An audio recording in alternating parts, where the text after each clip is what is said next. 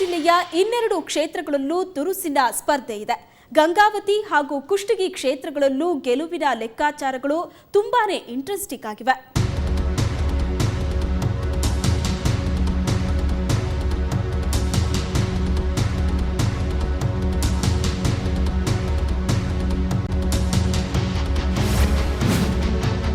ಗಂಗಾವತಿ ಯಾರಿಗೆ ಗೆಲುವಿನ ಆರತಿ? ಗಂಗಾವತಿ ಕೊಪ್ಪಳ ಜಿಲ್ಲೆಯ ಮಟ್ಟಿಗೆ ಸಿರಿವಂತ ಪ್ರದೇಶ. ಭತ್ತದ ಕಣಜ ಅಂತಾನೆ ಫೇಮಸ್. ಇಲ್ಲಿನ ಸೋನಾ ಮಸೂರಿ ಅಕ್ಕಿಗೆ ಡಿಮಾಂಡಪ್ಪೋ ಡಿಮಾಂಡು. ಈ ಕ್ಷೇತ್ರದಲ್ಲಿ 100ಕ್ಕೂ ಹೆಚ್ಚು ರೈಸ್ ಮಿಲ್ಗಳಿರೋದು ಮತ್ತೊಂದು ವಿಶೇಷ. ಅಂಜನಾದ್ರಿ ಪರ್ವತ, ಪಂಪಾ ಸರೋವರ, ವಿರುಪಾಪುರ ಗಡ್ಡೆ, ಆನೆಗೊಂದಿ ಸೇರಿದಂತೆ ಹಲವು ಐತಿಹಾಸಿಕ ಕ್ಷೇತ್ರಗಳಿವೆ. ಆರ್ಥಿಕವಾಗಿ ಅಷ್ಟೇ ಅಲ್ಲದೆ ಸಾಂಸ್ಕೃತಿಕ ಹಾಗೂ ಐತಿಹಾಸಿಕವಾಗಿಯೂ ಗಂಗಾವತಿ ಸಂಪದ್ಭರಿತ. 2008ರವರೆಗೂ ಈ ಕ್ಷೇತ್ರದಲ್ಲಿ ಕಾಂಗ್ರೆಸ್ ರೇಸ್ನಲ್ಲಿ ಮುಂದಿತ್ತು. ಆದರೆ ಕಳೆದ ಬಾರಿ ಬಿಜೆಪಿಯ ಪರಣ್ಣ ಮುನವಳ್ಳಿ ಎಲ್ಲರನ್ನೂ ಬದಿಗೆ ಸರಿಸಿ ಮುನ್ನುಗ್ಗಿದ್ರು. ಈ ಬಾರಿ ಮತ್ತೆ ಮತದಾರರ ಮನ ಗೆಲ್ಲಲು ಕಸರತ್ತು ನಡೆಸಿದ್ದಾರೆ. ಗಂಗಾವತಿ ಕ್ಷೇತ್ರದಲ್ಲಿ ಬಿಜೆಪಿ ಹಾಲಿ ಶಾಸಕ ಪರಣ್ಣ ಮುನವಳ್ಳಿ ಮತ್ತೆ ಅಖಾಡಕ್ಕಿಳಿಯುವುದು ಖಚಿತವಾಗಿದೆ. ಇನ್ನು ಕಾಂಗ್ರೆಸ್ನಿಂದ ಎಚ್ಆರ್ ಶ್ರೀನಾಥ್, ಜೆಡಿಎಸ್ನಿಂದ ಮಾಜಿ ಸಚಿವ ಇಕ್ಬಾಲ್ ಅನ್ಸಾರಿ ಕಣಕ್ಕಿಳಿಯಲಿದ್ದಾರೆ. ಕೆಜೆಪಿಯಿಂದ ಮಾಜಿ ಕೇಂದ್ರ ಸಚಿವ ಬಸವರಾಜ ಪಾಟೀಲ್ ಅನ್ವರಿ ಹಾಗೂ ಬಿಎಸ್ಆರ್ನಿಂದ ರಾಜವಂಶಸ್ಥೆ ಲಲಿತಾ ರಾಣಿ ಶ್ರೀರಂಗ ದೇವರಾಯಲು ಹಣಾಹಣಿಗಿಳಿಯುವುದು ಪಕ್ಕಾ.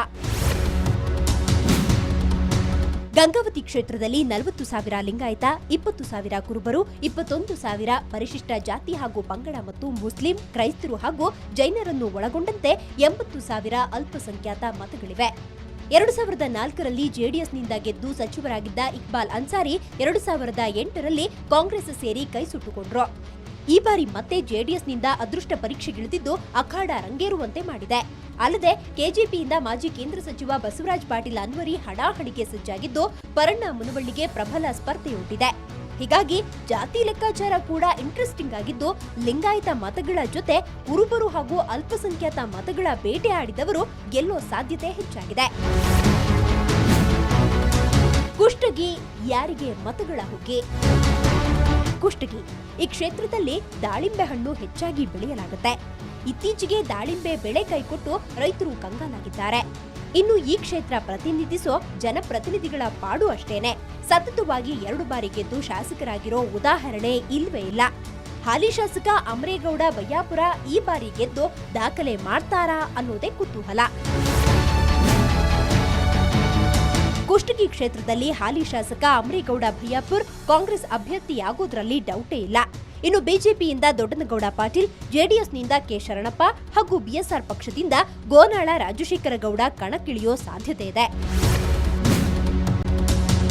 ಕುಷ್ಟಗಿ ಕ್ಷೇತ್ರದಲ್ಲಿ 60,000 ಲಿಂಗಾಯತ ಮತಗಳಿದ್ದು ಗೆಲುವಿಗೆ ನಿರ್ಣಾಯಕ. ಇನ್ನು ಕುರುಬರು 30,000, ಪರಿಶಿಷ್ಟ ಜಾತಿ ಹಾಗೂ ಪಂಗಡದ 24,000, ಮುಸ್ಲಿಂ ಹಾಗೂ ಕ್ರೈಸ್ತರು ಹಾಗೂ ಜೈನರು ಸೇರಿದಂತೆ 70,000 ಅಲ್ಪಸಂಖ್ಯಾತ ಮತಗಳಿವೆ. ಕುಷ್ಟಗಿ ಕ್ಷೇತ್ರದಲ್ಲಿ ಒಟ್ಟು 1,89,000 ಮತಗಳಿದ್ದು 95,000 ಪುರುಷ ಹಾಗೂ 93,000 ಮಹಿಳೆಯರಿದ್ದಾರೆ. ಹಾಲಿ ಶಾಸಕ ಕಾಂಗ್ರೆಸ್ನ ಅಮರೇಗೌಡ ಬಯ್ಯಾಪುರ್ಗೆ ಬಿಜೆಪಿಯ ದೊಡ್ಡನಗೌಡ ದೊಡ್ಡ ಸವಾಲು ಹಾಕ್ತಾರಾ ಅನ್ನೋದೇ ಸದ್ಯದ ಕುತೂಹಲ.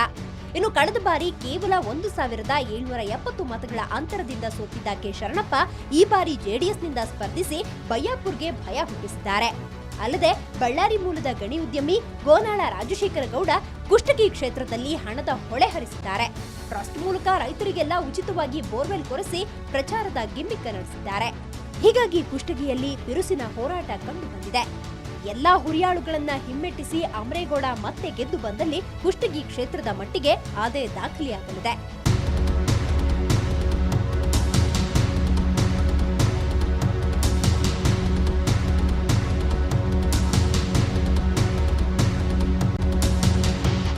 ಕೊಪ್ಪಳದಿಂದ ಕ್ಯಾಮರಾಮನ್ ಶಂಕರ್ ಜೊತೆ ದೊಡ್ಡೇಶ್ ಶಿಳಿಗಾರ್, ಸುವರ್ಣ ನ್ಯೂಸ್.